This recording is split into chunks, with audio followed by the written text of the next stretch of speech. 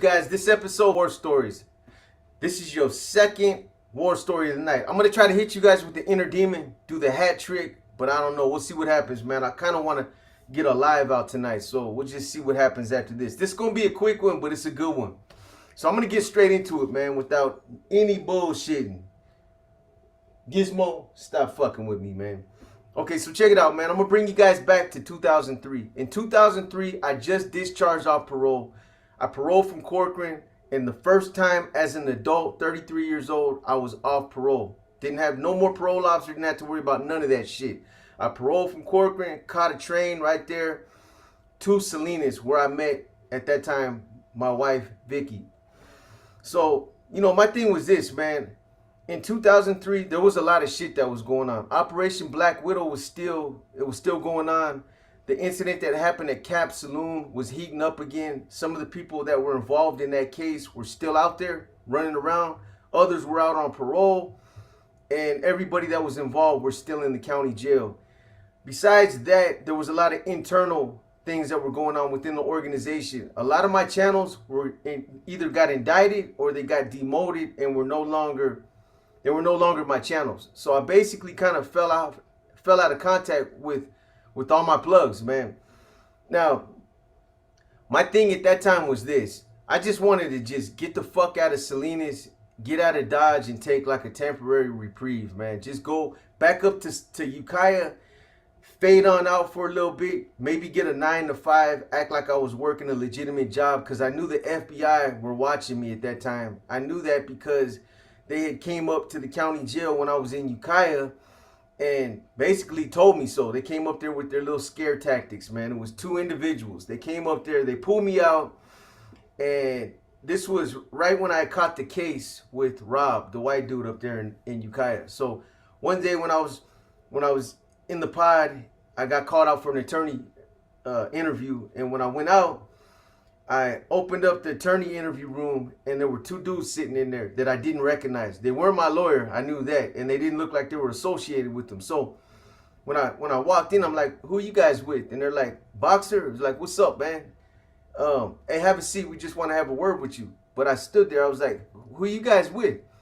And they looked at each other, and they were like, "We're with the FBI, but look, we want to tell you something, man, and this is something that you might want to hear, right?" So I was like, "Okay, what's that?" And so I looked on the table, and in front of them they had a file folder with, looked like a shitload of paperwork in it. It was thick, and on the flap it had John Boxer Mendoza written on it, right? So this was all scare tactics. I was familiar with, you know, how they sometimes how the feds try to implement their some of their scare tactics and get people to flip based on you know, the banana in the tailpipe, man. So when they identified themselves as the feds, I'm like, "Okay, so what's up, man?" And they were like, "So, you know, we just wanted to tell you, man, that we got credible information, basically indicating that you're in hot water and that the organization is going to hit you. You're in trouble." And I looked at him and I'm like, "Come on, man. You guys really going to try to play that game with me? You know, I'm not in no hot water. I'm not in trouble. And if I am, and if I did something, it's NF business, and I'll deal with it. I don't need your guys' help." And they were like, so one of them opened up the file folder, and I seen a bunch of my letters. They were photocopied to Rock. And I believe that they were probably kind of there on my ass because of Rock. I told you guys he was working with the feds. We found out later. But anyway, and they knew all my contacts through him, and I was communicating with them, and that my letters were going to him. They were coded, and they had you could tell some of the letters, they had yellow highlight. They yellow highlighted it, so you can obviously tell that they were deciphering some of it. So anyway, they open it up, they look, I see it real quick, and then they slammed it shut, just so I could get a glimpse of it. So I'm like, I'm tripping on these dudes. These dudes are playing all the fucking games. So they were like, "So what are you here for right now?" And I'm like, "I'm fighting the case." And they're like, "Oh, is that right?" And they say, "Well, so you're on your way to Quentin?" I'm like, "Yeah."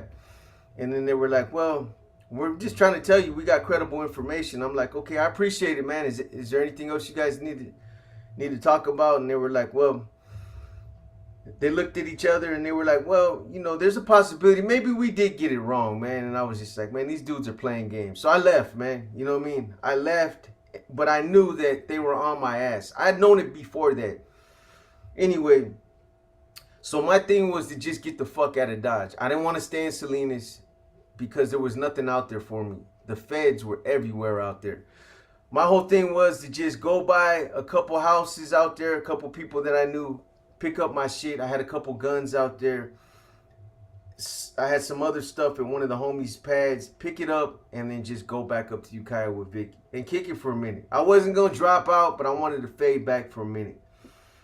So anyway, I get up there and my mistake was staying in touch with people like BJ, Bubba, Baki, and those guys. Because I stayed in touch with them, they eventually, I guess, at some point during, you know, sending visitors up to see the Brass, Corny, and Tibbs, and Skip, and Pinky, and all them, they had probably, you know, like, hey, you guys know where Boxer's at? And yeah, matter of fact, we're in touch with them. So anyway, they sent word for me to send a visitor ASAP and to plug back in, which I did. Anyway, long story short, I sent a visitor up there, and my directives were basically to relocate to Santa Clara County because the leadership that was running that regiment had all been indicted. They were all got arrested, and basically the manpower dispersed, and they were everywhere out there. So there was no regiment active at that time. So my directives were to go out there, find all the stragglers, get everybody up back on track, and establish the regiment. So, you know, the one good thing about Vicky, my girl at that time, is that she understood the lifestyle. She didn't like it. She didn't always like it, but she understood it. When I told her that, you know, we had to relocate to Santa Clara County, she obviously didn't like it. Her family was in Ukiah, but she didn't say nothing. So we loaded up a U-Haul, packed all our shit, and drove out to San Jose. Now, at that time, the one good thing that I had going for me is I was in touch with J-Lo, Silencio's wife, Bobby Lopez, that's on death row. I had been in touch with his wife for years. She's always been a facilitator, somebody that's, you know, facilitated communications for us and passed money and stuff like that. So she's always been plugged in and she's in the mix. So I reached out to her. I told her, hey, I'm relocating out there. I need you to help me get a spot. And she was like, you know what? The apartment complex I'm living in right now, I could probably get you in. I'm real tight with the owner. So that's what she did. Luckily, there was a vacancy, and I moved into the apartment complex in Campbell. You guys know what happened soon after that. Got into a shootout. That was the wrong neighborhood for me to move into, but hey, it is what it is, man. But anyway, so from doing time over the years, I'd obviously met a lot of homies in prison. I'd met a lot of them, whether it was in San Quentin, Pelican Bay, Tracy, wherever I met them in the system, I'd known a lot of homeboys through doing time. So I knew a lot of people out there, but I just didn't know how to locate anybody. I didn't know where anybody was at. I didn't have any contacts out there. So the one good thing about J-Lo is she, you know, she wasn't really out there like that, but she maintained contact with certain individuals, and she was able to put me in touch with somebody that was able to put me in touch with the people that I needed to locate out there. For the first 2 weeks, I did all the grunt work. I had to knock on doors and look for people and try to find people myself. But the one thing that J-Lo did that helped me immensely was to put me in touch with Flacco. Yeah, your guys is Flacco, the guy you watch on Convict's Perspective. So anyway, Flacco was out at that time. He was out. He's still on parole, but he was out there running around. And J-Lo was like, you know, I got his number. You want me to put you in touch with him? Yeah, cool. So she puts me in touch with him. I call him, and I basically tell him, hey, bro, I'm out here. I'm relocated. The homie sent me out here. I need to set up shop. I got to find all the stragglers, Gato, and a couple other people that I knew were out there. I need to find all these cats and get them back on track. You know, they all dispersed and slid up under a rock. So, you know, he knew where a bunch of people were. He knew where Regato's store was at. He knew where there was like 6 or 7 people that I had to locate. Billy, Sykes, and Angel's brother from Goshen, and just a bunch of other people. So after I talked to Flacco, he mobbed over to my apartment, and for like, you know, I don't remember, over the course of 2 or 3 days, we drove around San Jose knocking on doors, and he put me in touch with certain people that I need to get a hold of. A lot of people were tripped out. They were like, damn, fucking Box, what you doing out here, man? Like I said, I knew a lot of people. I just didn't have any addresses or any points of contact. So Flacco helped me locate a bunch of individuals that I needed to get in touch with. I had known Flacco from a few years before, when I was functioning in Monterey County, when I was the regimental commander out there functioning in dual capacity with Smokey. Flacco was actually assigned to work under me. It was a special assignment. They assigned Flacco, Demetrius, which is Skip's nephew, Kojak, and Gato. I believe it was Gato. May or may not have been, but I know it definitely was. It was Flacco, Dimitri, and Kojak. So, you know, I was functioning in Monterey County, but I had a foot in Santa Clara County because I had a pipeline to the homies in the city. I had a lot of access and a lot of dope, and Flacco and these other individuals were assigned to me so that they could help me push that shit out there, and that's what they were doing. Flacco would come up to Salinas, he'd pick up some dope, and he'd take it back, he'd sell it, he'd bring back the money. So basically, for the first couple of days, we were out there driving around looking for certain individuals, and I managed to find most of them and get these guys up and on track. So I credit that to Homeboy. He did that as far as, you know, helping me locate the individuals I need to get in touch with at that time. Anyway, while we're out there driving around trying to locate these individuals, we were on the east side of San Jose somewhere. I don't remember exactly where it was at, but I know it was on the east side. We're driving down this one street, and we see this individual. I seen him at the same time Flacco seen him, but you could tell he was obviously a homeboy or a Southsider. I didn't know what he was, but he didn't have a shirt on. He was all tacked back, and he just got out of car with the female. So when we seen him, Flacco was like, hey, that's Smiley, some cat named Richard. I forget his last name, but he was like, hey, that dude's in debt. He owes the regiment X amount of money. And, you know, he gave me a quick brief on it, and I told him, stop the car, turn around, go back. Let's go collect, bro. So Flacco bust a bitch. We went back, and I don't know this individual. Never met him, never seen him before in my life. Didn't know nothing about him. So my thing was to let Flacco do all the talking, and, you know, I just basically get in where I fit in. So we roll up on this dude, and he you know, we greet him, and then the conversation turns to the debt. And at some point, you know, my thing was like, hey, bro, you know, it's probably better to get off the street right here and take this dude to his backyard, which I said in front of him. Now, this individual, I could tell by the way he was looking at me that he was scared. You know, the NF was pushing a hard line back then. I had a big Nuestra Familia tattooed on the back of my head. He didn't know me. He didn't know my intentions. But I would probably say that he probably thought I wanted to take him into the backyard so that I could kill him. Straight up. That's what I believe based on how he was acting and how scary the dude was. He was real skittish, man, and he kept looking at me like I was up to no good, which I wasn't.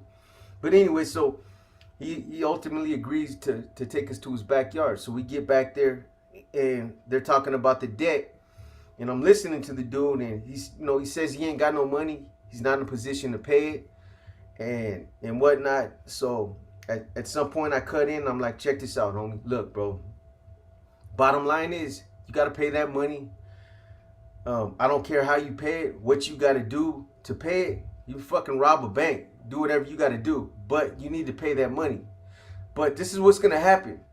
You don't got the money to pay that debt. I'm gonna need some collateral, bro. I'm gonna need something. I'm gonna need some car keys. I'm gonna need some valuables, something. So, you know, the dude was like, man, I don't really got nothing right now. And I was like, man, I seen him pull up in a BMW. And I'm like, bro, you got that BMW that you and your girl just got out of. So you do got something, bro. So I'm gonna need those car keys, man.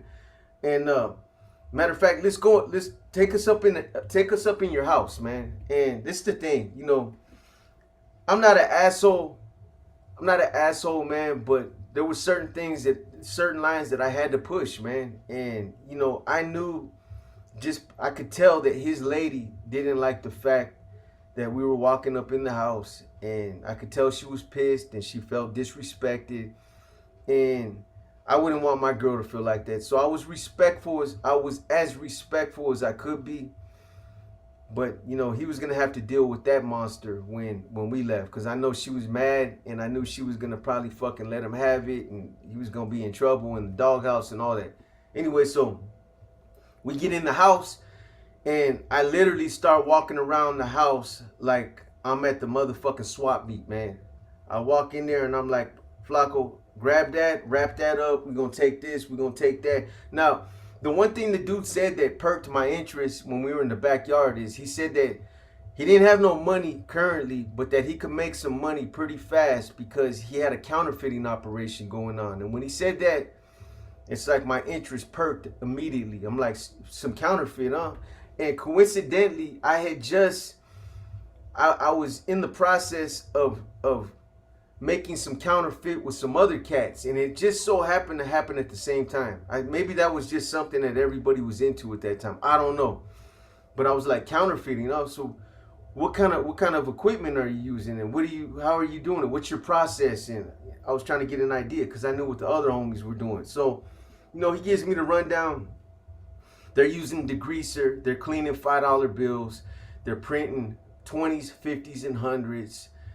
And that's basically how it's done. That's how everybody was doing it out there. They're printing it on the real paper, and it's passing the pen test. This is an actual pen that they use to detect whether or not it's real fake money.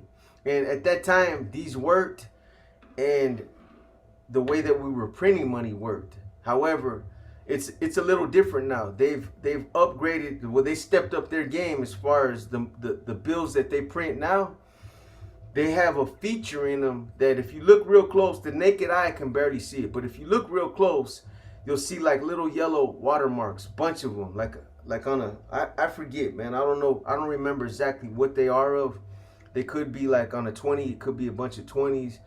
On the 50, it could be a bunch of 50s. I don't know, but it's something, and there's a lot of them.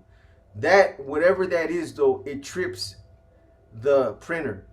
If you're trying to print a bill, it'll spit it out like a quarter way through. It will not complete the printing process. So that's a feature that they started putting in all the printers. Like Lexmark printers, those were good. The laser jets were good for printing money. So anyway, we get in his house, and I see his setup, and I tell Flacco, hey, grab all this shit, bro. Grab the computer, grab the printers, all the cash and shit he's got laying around there, some of the printed bills, some of the half printed bills. Grab it all. I want it all, man. So I'm taking all this dude shit. His lady's pissed. I look over at her, and she's just like, she don't say nothing to me, and she ain't looking at me crazy. She's looking at him crazy, and she's just you know what I mean? But you know, the other thing is, I was gonna take the BMW. However, they had kids, man. And when I told him I was taking the car, he was like, bro, I got kids. And you know, when I heard him say that, it's like I said, man, I'm not a punk. You know, I will enforce the rules, and sometimes I will push a hard line. However, they got kids. I got kids. I know how it is. It's their only means of transportation. I wasn't trying to take that. So I told him, I'm not gonna take your car, bro. If that's, you got kids, man, this is the only way you get them to and from school. I'm not gonna do that. But you better fucking come up with some of that money by this week. You got a deadline. This is what you need to pay by this date. This is what you need to pay by this date. And we're going to square that up by the end of the week. I don't give a fuck what you got to do to go out and make that money. You go rob a fucking bank tomorrow to get that money. That's on you. That's your problem. I don't care about your personal problems or why you don't got money or why you can't get the money. You can pick up a pistol and go rob a bank today or tomorrow. So you have the means to get it. It's just how far you're willing to go to get it. So, you know, I made myself clear when I left. I took all his shit. He didn't appreciate it. I left the car and we bounced, right? So I get all the equipment. I set it up. I hook up with this other cat, Larry, good cat, man. We hook everything up at the pad and we start printing bills. We're washing them with Purple Power degreaser. So the way that, I'm not trying to give you guys no game to go out and start doing this shit, but the way that we used to do it is basically you take your bills. $5 bills are the lowest denominations you can use because they're the lowest denomination with the strip in the bill. $1 bills do not have the strip. So we're taking $5 bills, you put them in a cookie sheet or a flat pan or something, and you pour that Purple Power degreaser in there, and you let it sit for about 10 minutes, and then you take some latex gloves, put some latex gloves on, and you can either take your fingers and rub real lightly on the bill, get the money off, the ink off, or you could take like a toothbrush and just kind of just like, the ink could just start coming off. And before you know it, you're gonna be left with a white piece of, it looks like a white piece of cloth, because that's what money is. It's like it's cloth. It's not paper. So anyway, after you wash the bills, you take all the ink off, then you got to make your templates. Your templates got to be on point, man. Your templates are everything. That's where you're going to put your bill in, and then, you know, wherever you copy your 20, it's going to go right where that template's at, and you're going to get the image copied on the paper straight. It's not going to be crooked or nothing like that. So all that's got to be precise. It's got to be done. It's time consuming. Then you got to take it out, flip the bill, do it again, so you got your front and your back. Quality money, man, and they pass the ink test. So that kind of shit though, it leaves a paper trail. It's real risky. You're taking a chance, especially if you're gonna move that shit in legitimate businesses. If you're gonna go in stores like Best Buy and try to buy computers with wads of that shit, you're taking a chance, man. You know, you could dump it on the street. People were buying, I think it was 1,000 for 600.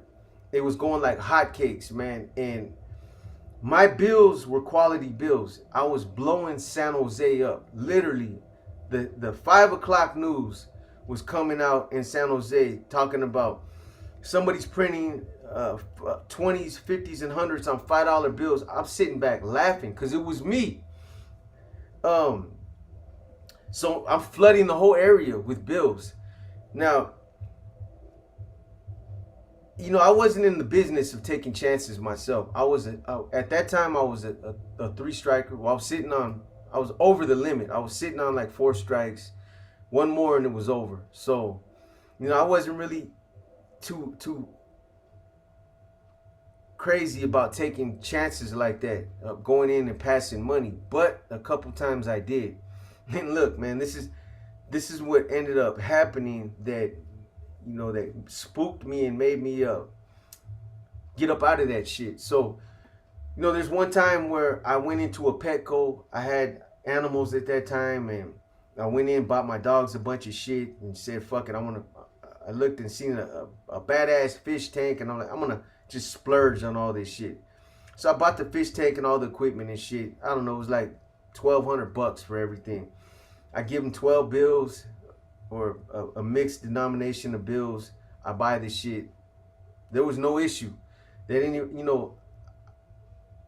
I kind of held back on passing too many hundreds because when you're dealing with big bills like that, that makes a lot of the merchants pull out the pen and do the pen test. Or what they'll do is they'll look at the watermark. And the thing about that is that's the only downfall about it is So you're using a $5 bill to print these bills.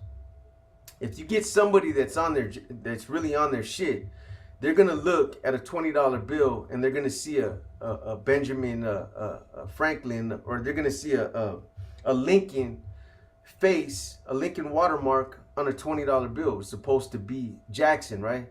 Or they're gonna see a Lincoln on a Grant on a 50, or a Lincoln on a Benjamin. So you got to be careful, man, about passing the big bills. And I used to, if I was going to pass it in a legitimate business, I used to look at the merchants and I used to target people that look like dum-dums, like dummies. A lot of times I go for younger kids that look like they were college students, or they just look like they had a job after work at Walmart or something like that. And I'd also go in and try to distract them. When I'd hand them a wad of money, I would be like, hey man, didn't you used to go to this school or go to that school when in the 7th grade, or, you know what I mean? So they'd be, oh yeah, no, I didn't go there. And I'd be talking, man, you look hella familiar, man. And you know, by the time we're done conversating, they printed my shit, gave me a receipt, and I'm out of there, man. So, but anyway, so that one Petco, I went in, got all that shit. And the other thing I would never do is I made a practice of never going back to a store that I passed counterfeit money to. That was a policy, one of my own policies. However, I broke that policy one time, and that one time was enough. So I went back to that Petco in Campbell probably like a month after I hit it the first time. And I didn't go there the second time to pass counterfeit. I just went in there just to buy some shit. So when I went in there, always listen to your fucking gut, man. I'm standing in line and I kept seeing these other the people that worked in there looking at me funny, man. And one of them was working in like a security booth. I seen her come out. She looked at me. We made eye contact, and I was like, And I think she recognizes me, but I'm like, nah, it's been a month. Nah, maybe not. By the time I got through paying for my shit and walked out the front door, Campbell PD rolled up on me, man. So they roll up on me, jump out, throw the cuffs on. One of them posts up and tells me, you know, hey, we're here investigating a crime, while the other one goes inside and is talking to the employees in there. So I'm playing dumb. That's what I'm gonna do, because I know that's what I gotta do. So I'm like, what are you guys investigating? I didn't shoplift. I mean, I paid for. I know they're not there for no shoplifting shit. They're there to investigate me passing counterfeit. So I tell them I pay for everything in this bag, man. You know what I'm saying? You can check the receipts right there. And they're like, no, we're here about a crime that was committed a while back. And I'm like, a crime that, what are you talking about, man? I've never stole nothing from that store. And the officers, now I will explain it to you when my partner comes out. So partner comes out and they're like, oh, have you been to this store before? And I'm like, yeah. And the partner's like, well, the reason why we stopped you is because they're claiming that you passed around $1,200 worth of counterfeit bills. And I'm like, what? $1,200 worth of counterfeit bills? Well, I'll tell you like this, man. If I passed any counterfeit bills through this store, it's because somebody passed them through me and they were in circulation. So, you know what I mean? I can't be held accountable for that, which I knew. And they were like, no, you're absolutely right. But I'm going to tell you like this. If you are passing counterfeit bills, and if that's what you're doing, the feds are going to be knocking on your door soon. This is not the last you're going to hear of this. We'll be in touch. They try to give me their card, and I'm like, it's not necessary, man. I cut out. Went back to the fucking apartment, destroyed everything. Got it all up out of there. Threw all the printers away. I'm like, done. Dunsky. Got rid of all my fucking templates. I'm cool, man. You know what I'm saying? I'm not going to take a chance of somebody coming by and visiting, or them coming and doing some kind of search or not. I'm just like, it's not worth it. I got in, I got mine, I'm out. The other thing, not to get off track, but the other thing, I had another close call that I'll tell you guys about real quick. So I was out there in Ukiah. I took Vicky, when we were out in San Jose, we were out there. We took a weekend, and we went out to Ukiah. Went to one of the Indian casinos out there. We're gambling. I got a pocket full of counterfeit bills. I wanted to change out some bills, some hundreds for some 20s. So that, you know, I was gonna, that was my way of exchanging the bills. I wasn't gonna gamble with it. I was gonna keep that. So anyway, instead of going to the booth where I would have thought that it would have been taking a bigger chance, I stayed on the floor, and there's a person that, like a cashier, that walks around on the floor with stacks of money that will cash you out right there. So I walked up to her. I said, hey, can I get 520s? Gave her 500. She counted out all my 20s. I walked over to Vicky. I said, hey, I'm gonna be outside in the truck. When you're done, come out there. I gave her a kiss, walked outside. By the time I got like almost halfway to the truck in the parking lot, I look behind me and I see like 20 cops. I'm not bullshitting with you, man, but most of them were BIA cops, cops from the reservation. They're different than regular law enforcement. They got their own cops. They control their own shit. So anyway, I see them all running to the front of the casino, because there's like some bungalows and shit out in front of the casino where they're at, and they were in there, and they were in the parking lot, wherever else they came from. So I get in the truck, and I'm sitting there, and I'm waiting for Vicky, and I'm just kicking back, man. And they're inside. Obviously, I can't see what's going on, but like 10 minutes later, I see them walk Vicky out and her friend. They walk them out, and they're surrounded by a bunch of cops, and they're talking to them. I see that. I start up the truck. I'm gone. I get on the freeway. I go back to the hotel. I call her eventually. Hey, have your friend give you a ride. I had to get the fuck up out of there. I seen them hem you up. What did they tell you? Well, and long story short, she told me that they walked up to her and they said, hey, so let Boxer know that we got him on camera. That was stupid of him to do that, you know, to come into a casino and try to commit a crime like that when we got some of the best technology in the world. Some of the our camera system was able to zoom in and see everything. Even like they zoomed in and seen some of my tattoos, and man, their cameras are crazy. And I actually did know better, but I kind of just didn't give a fuck. So they said, you know, we seen him. It was a stupid move. Let him know that he's 86 out of here. That if he comes back here again, he's gonna get a visit from the BIA, the Bureau of Indian Affairs, and we're gonna turn it over to the locals, Ukiah PD, and he will be prosecuted. Like, I'm cool, man. You know, I'll never go back again, which I never did.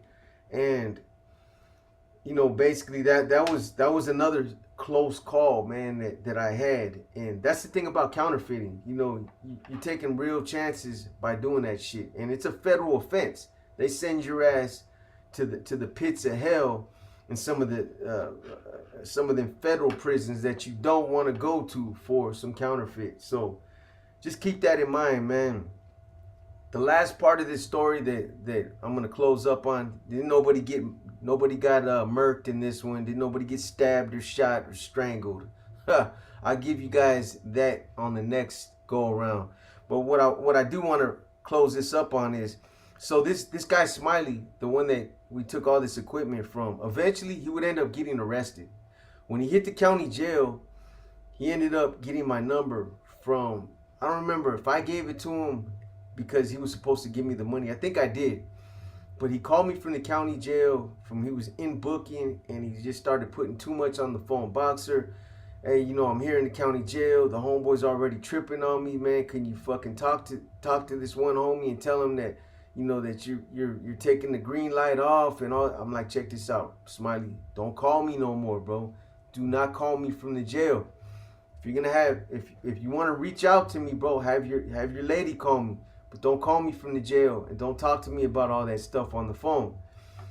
So he was like, bro, but man, you know, they're tripping on me, Box. You know, if you don't say something, man, I'm gonna end up getting hit, man. You know what I mean? So I'm like, bro, I'll reach out to your lady, man, but like I said, man, don't call me direct no more. I will not answer the phone. So that same week, his lady calls, and the conversation was weird, man. Right off the jump, I can tell something's wrong. She's asking too many specific questions, and she's asking me to say specific words, or she's hoping that I will. And I can tell that more than likely the cops are listening. Cause she's just like, hey, the equipment that you picked up, and she's making mistakes on purpose. The counterfeit. I mean, not the counterfeit, the bills, right, and this and that. And I'm like, and she's good. I'm like, hey, check it out.